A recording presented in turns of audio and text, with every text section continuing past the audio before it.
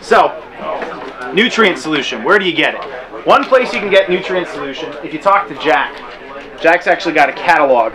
It's a tech supply catalog, and it sells some hydroponic equipment, all right? So you can actually order nutrient solution through Jack. You can do it that way.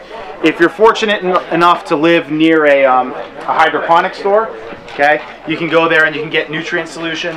You can look online, you can get nutrient solution.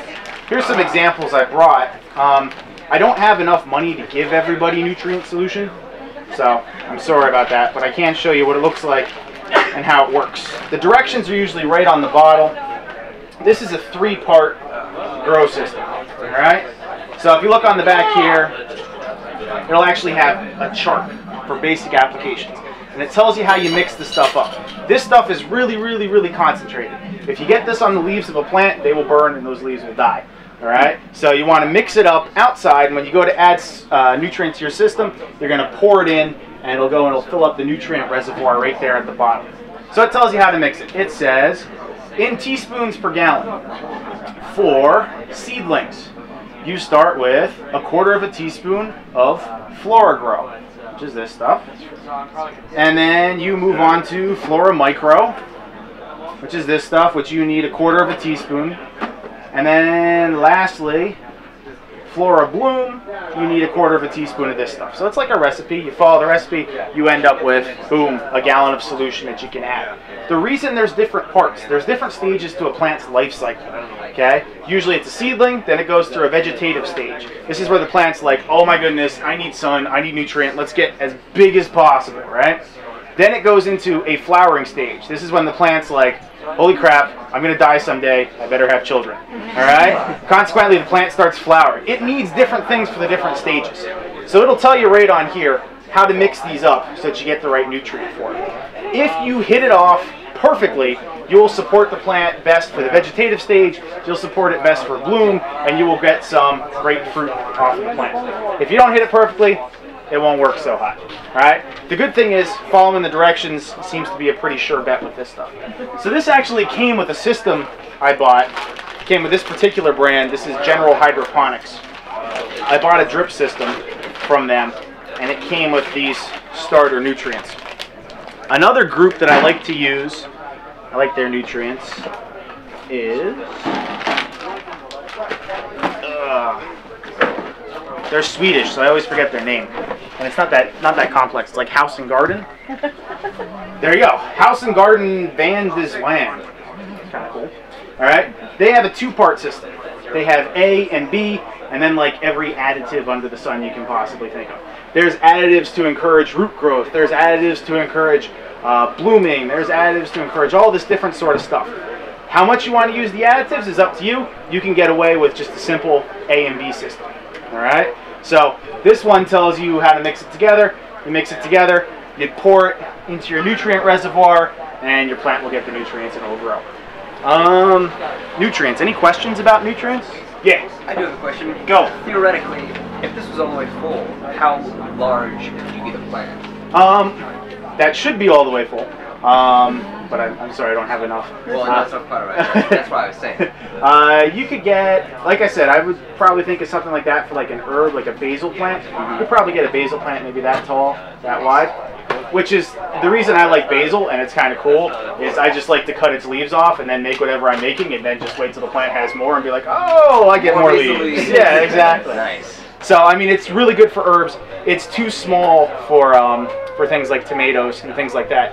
What it does let you see though, and the reason I had you make it, it does let you see that it's all nutrient, air, and water. I mean, there's no nutritional value in these clay pellets, and they taste awful. Ask him. All right. So there's nothing good coming out of the clay pellets. It's all in the nutrient you give it. All right. The one part that I haven't talked about, light. There is a big, great, cheap source of light. It is the sun. If you want to, you can take this thing outside and you can leave it outside. One problem that you're going to have, and you could, I know I keep borrowing yours, you're right up front, and you can fix it. One problem you may have is algae growth. Because you can see through this, because it's clear plastic, algae may grow in your nutrient solution, which will shift the pH of the solution, which won't be too hot for the plant. If you wanted to fix that, if you decide that you really like this particular setup, you can spray paint it black, all right, and that works fine. You can spray paint it white, anything basically so that You can't see there. You could paint it with acrylic paint, however you want to do it so that sunlight doesn't get in there. You may do a full grow in this and never have that be a problem. It's possible. All right, so that's one thing if you leave it outside, but you can leave it outside.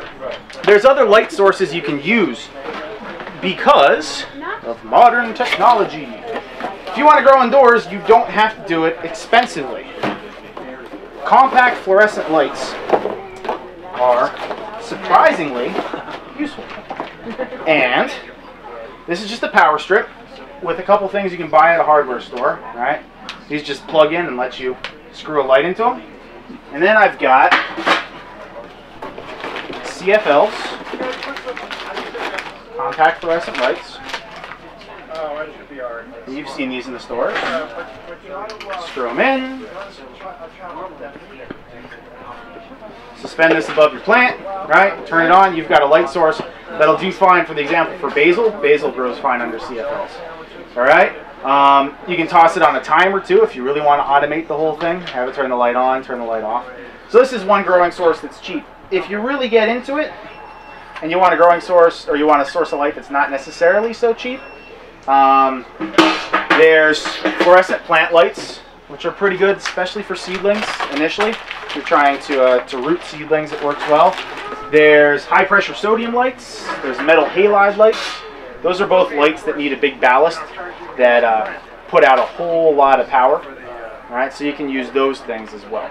Any questions about lighting? What's the advantage of more expensive lighting?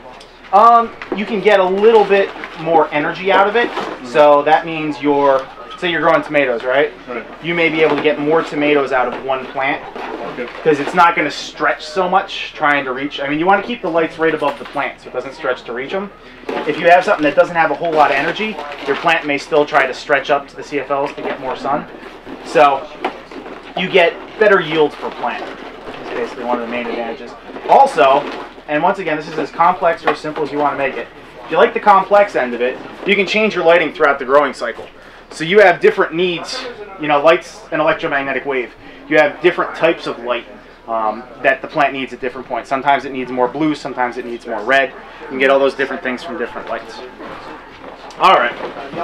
Where would be a good place to go to figure out what kind of plant needs what type of light at what stage of life? You can find most of that information online, actually, if you look up hydroponics. Like I said, if you're fortunate enough to have a hydroponics store by you, or you just look up hydroponics online, I'd say it's worth like an hour and a half drive to go to a hydroponics store. They'll be happy to tell you. And they know lots of stuff.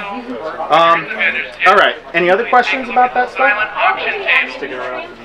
For this thing, I could probably get away with adding nutrients maybe once a week. And then as the plant gets bigger, you're going to have to add them more frequently because it's going to use up more and more. All right. Other types of systems. Obviously, a wicking system isn't the only kind of system. A very popular system nowadays, DWC, deep water culture. What you do is you have a medium, your growing medium, your nutrient. Your plant actually sits with the roots in the nutrient or sometimes just above the nutrient.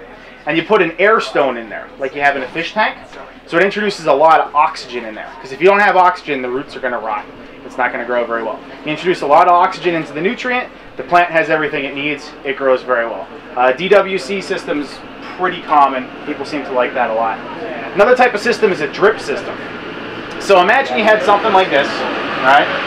But instead of having a wick at the bottom to move the nutrient up, you actually have it pumped up to a ring that sprays it down, and that turns on periodically. I'm growing peppers right now, and it turns on for half an hour, and then it turns off for an hour, and then it turns on for half an hour.